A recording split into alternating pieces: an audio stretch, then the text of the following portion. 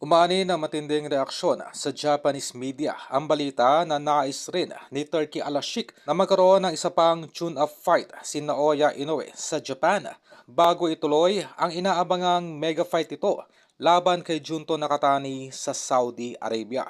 Ayon sa Daily News ng Japan Boxing, nais ni Al-Sheikh na mas lalo pang uminit ang hype sa Asia sa pamamagitan ng isa pang high-profile bout na siguradong papatok sa Japanese fans.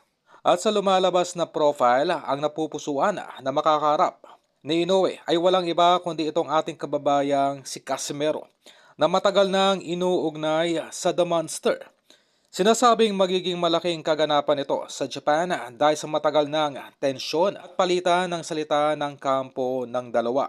Kapag natuloy, itinuturing itong perpektong panimula para sa mas engrandeng sagupaan habang nasusubok din ang kasalukuyang kondisyon at preparasyon ni Inoue bago ang mas mabigat na laban. Bagamat wala pang opisyal na pahayag mula sa alinmang kampo, sinasabing bahagi raw ng mas malaking plano para gawing mas engrande ang naturang event sa Saudi Arabia kontra Nakatani.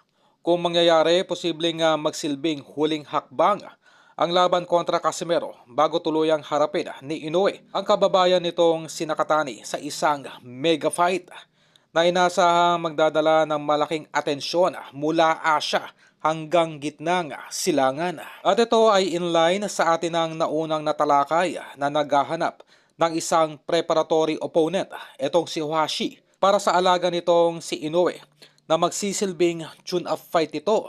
At the same time ay magbibigay credentials dito kay Inoue kung sakaling nga matalo nito ang former 3 Division Champion John Riel Casimero.